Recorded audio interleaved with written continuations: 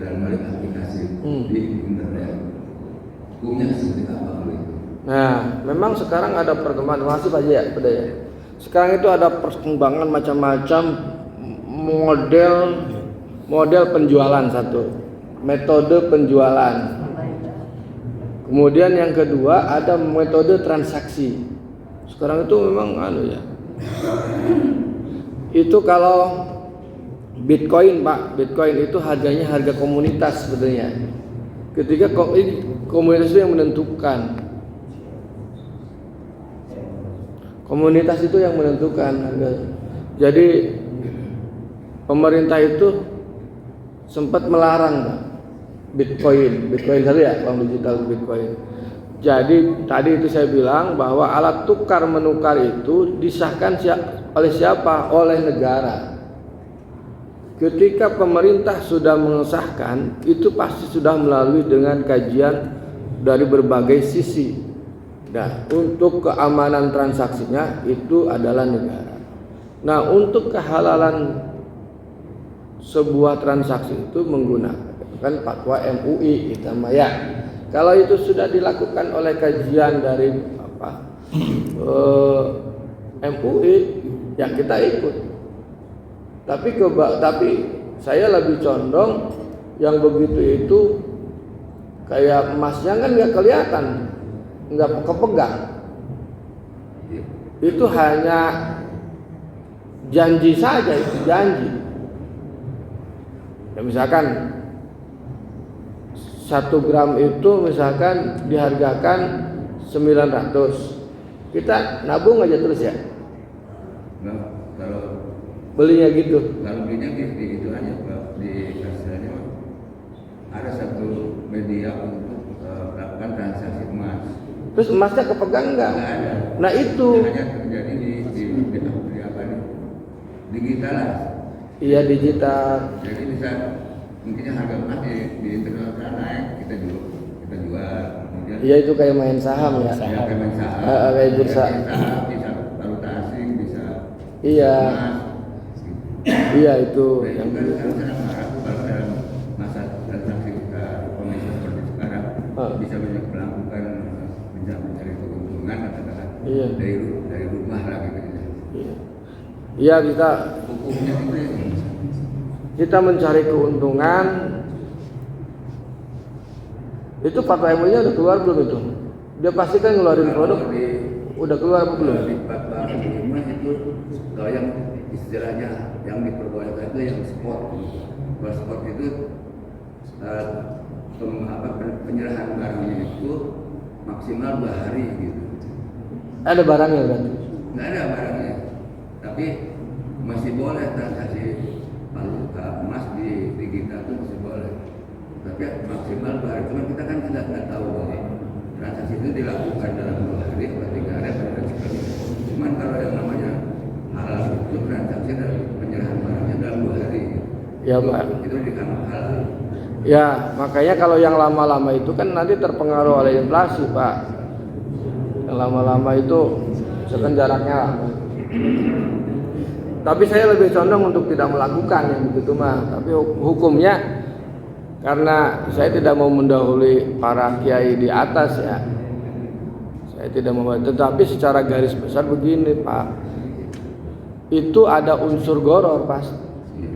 Ada unsur gharar. Tadi di sini disebutkan wala yajuzu bai'u bil gharar. Jangan boleh bertransaksi jual beli yang terdapat unsur gharar. Gharar itu artinya unsur yang enggak jelas atau nipu. Pasti ada unsur nipunya itu. Yang begitu itu. Jadi untuk saat ini lebih baik dihindari transaksi yang seperti itu. Itu. Apakah haram tidak haram? Nanti MUI itu mah haram tidak haram ya. Karena sebuah transaksi kalau itu ngajuin ke MUI minta fatwa. Kalau enggak ya enggak. MUI kan berdasarkan permintaan. Kalau sidang fatwanya berdasarkan permintaan. Jadi kalau saya sih cenderung itu ada gorornya. Ada gorornya. Jadi cenderung untuk lebih baik dihindari. Jadi tidak boleh. Ya, nanti tidak bolehnya ini apakah masuk ke haram, apakah ke makruh itu nanti dikaji lagi di MUI lah. Saya nggak mau dului. Tapi yang pasti itu ada gorornya, Gitu. Makanya Pak, di dalam syariat Islam itu ini nih yang kita pelajari, jual beli itu barang ada uang ada, walaupun indeks apa jelas gitu Pak, jelas.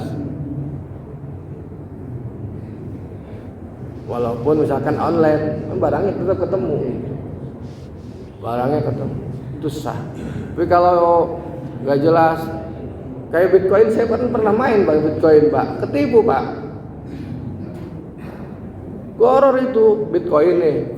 Bapak-bapak, ibu-ibu kalau punya anak main Bitcoin nih, saya kasih tahu nih sekarang. Itu banyak sekali itu di di iming-iming dengan keuntungan. Nih, dulu itu satu Bitcoin itu harganya cuma $1 misalkan, kan gitu. Lah sekarang $200. Tuh berapa keuntungannya? $200 satu Bitcoin. Ya memang itu harganya harga komunitas, semakin banyak yang masuk, ya kan? Dia kan nyiptain Bitcoinnya itu kan terbatas. Ya kan begitu model-modelnya. Ketika ada hukum ekonomi di mana permintaan banyak, persediaan sedikit, maka barang jadi mahal. Itu kan supply and demand, ya. Ngertilah Ustadz gitu mah.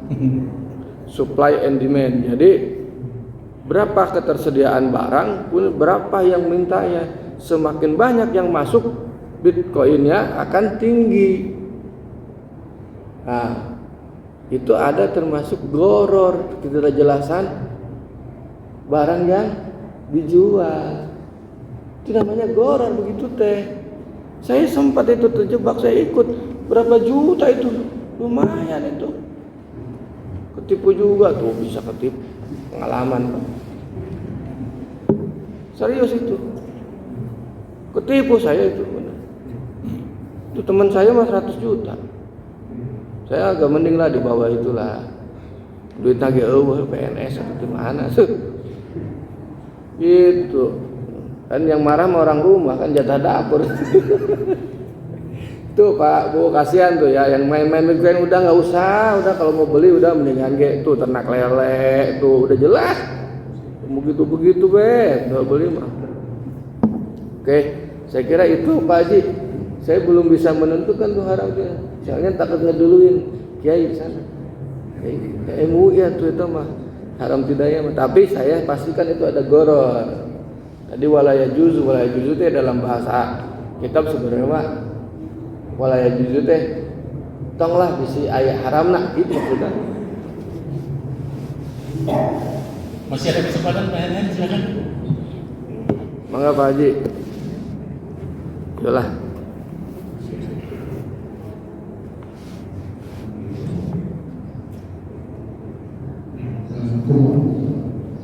Assalamualaikum warahmatullahi wabarakatuh.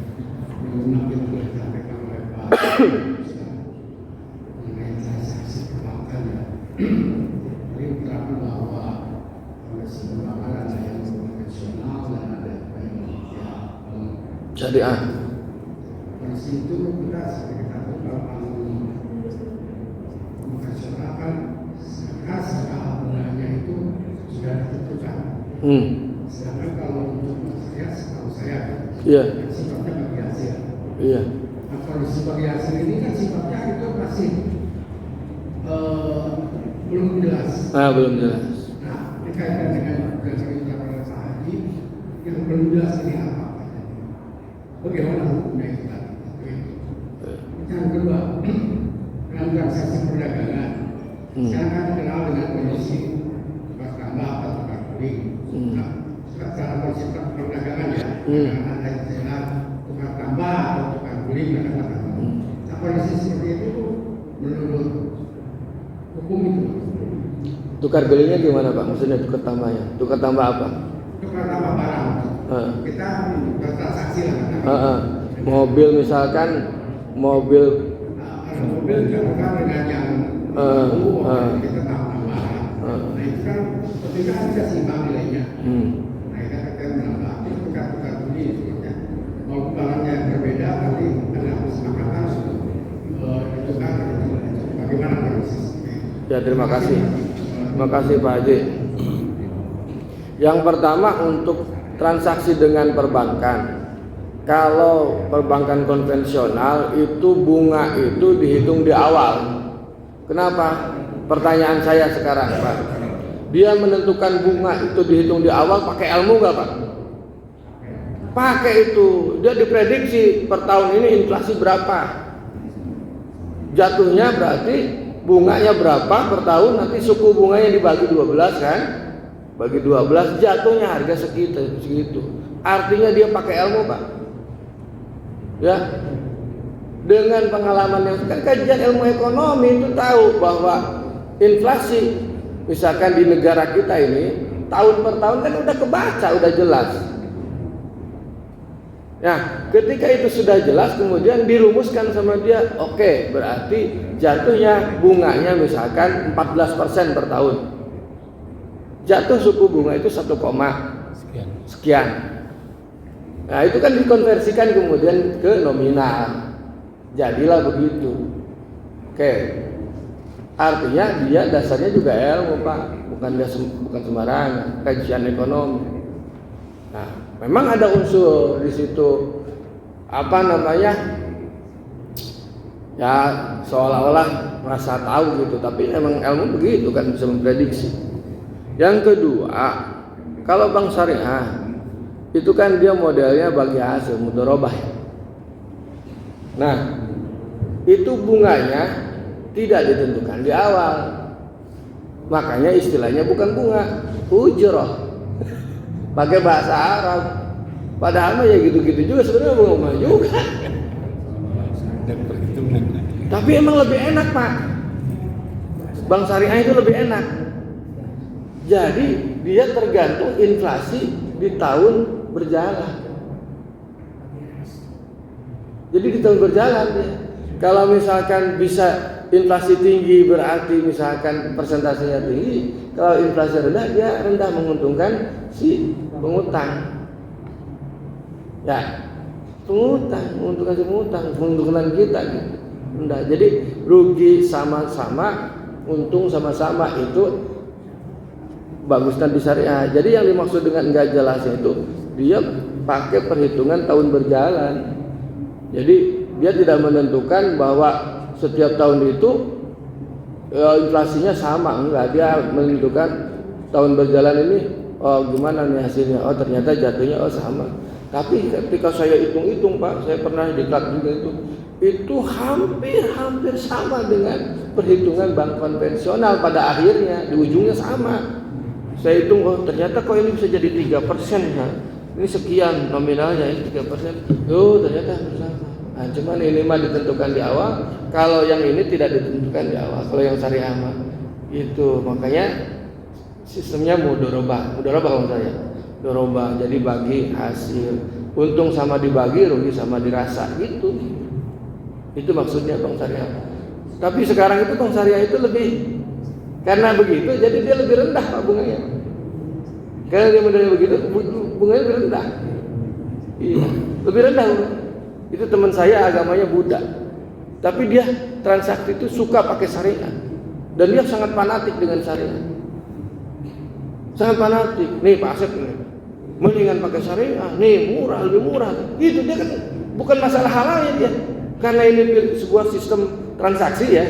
Jadi dia bilang lebih murah tuh, lebih murah syariah, gitunya. Ah itu lebih murah syariah, lebih murah syariah. Dihitung-hitung teh lebih murah syariah, jauh. Nah, dia beli di situ, di rumah di situ. Di situ rumah apa? Di Jasmine. Beli rumah situ, transaksi pakai syariah. Dan dia hitung-hitung, dia orangnya kan ulet tuh, ngitung-ngitung. Jatuhnya lebih murah di syariah. Nah gitu aja. Tapi dia juga nggak pertimbangan hal haram orang di agama Buddha. Gitu. Jadi memang syariah itu lebih menguntungkan gitu. Dan lebih menenteramkan gitu aja. lebih menentukan. Kenapa? Yakin karena sistemnya lebih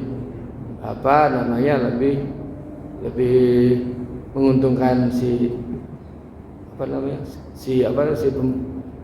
peminjam. Itu satu ya. Yang kedua, tukar tambah. Tukar tambah itu gini, kita tentukan dulu harga barang yang akan ditukar dan penukarnya. Itu namanya tukar tambah. Tentukan dulu harganya. Kalau harga mobil misalkan kita nih Avanza mau ditukar sama Innova atau Innova tukar sama Fortuner, ya kan kita tentukan dulu harganya. Pasti kan? Nah, jatuhnya Avanza berapa? Oke, 120. Oke. Deal 20. Ini Fortuner harga berapa? 540. Oh, kurangnya berapa? Banyak banget. Begitu. Enggak, Avanzanya 2. Oke, 2 misalkan. 120. Yang ini satu, oh ini masih baru 160. Oke. Berarti kan 280. 280. Tukar Fortuner 1, harga berapa? Lempeng aja dah 500 juta. Berarti kurangnya 220. Itu yang kemudian ditambahkan. Jadi didilkan dulu. Harga ini berapa? Harga yang ditukar itu berapa? Harga yang ditukarnya berapa? Didilkan dulu. Supaya kebanyakan kan memang udah ini aja, ini 2, mobil saya 2, dan itu 1, saya pengen itu. Ya, didilkan dulu. Ini harga berapa, ini harga berapa, baru tukar. Itu baru enak. Daripada pas setelah pulang, ya, loh, perasaan mobil pas dibawa ini mobilnya tengenahun ya, gorengnya mah gini kan, satu pantas ya. Nah gitu, itu kayak unsur nggak jelas nanti. Jadi jelaskan dulu berapa nih penukarnya gitu. Ini yang ditukarnya berapa. Baru kurangnya kemudian tambah duit uang. Baru saat gitu Pak. Intinya dalam jual beli itu pada akhirnya sama-sama ridho, sama-sama senang, sama-sama ridho antara minkum. Jadi intinya itu Pak. Iya. Jadi supaya jelas gitu, jelasin dulu berapa. Itu Pak Haji. Sama dengan orang tukar menukar tanah di Karangindah dengan tanah di Tegal Tanjung, harganya beda tuh. Nya beda tuh. Yang ulah di dia 400 meter, di itu 400 meternya beda. Itu dihargakan dulu. Nah, yang dihitung nilainya. Gitu. Saya kira itu sudah jam. Nah, terima kasih Pak Haji Asep, terima kasih Bapak dan Ibu sekalian. Mudah-mudahan sekali lagi ini bermanfaat untuk Bapak dan Ibu sekalian, menambah hidup kita, terutama di era globalisasi ini banyak sekali permasalahan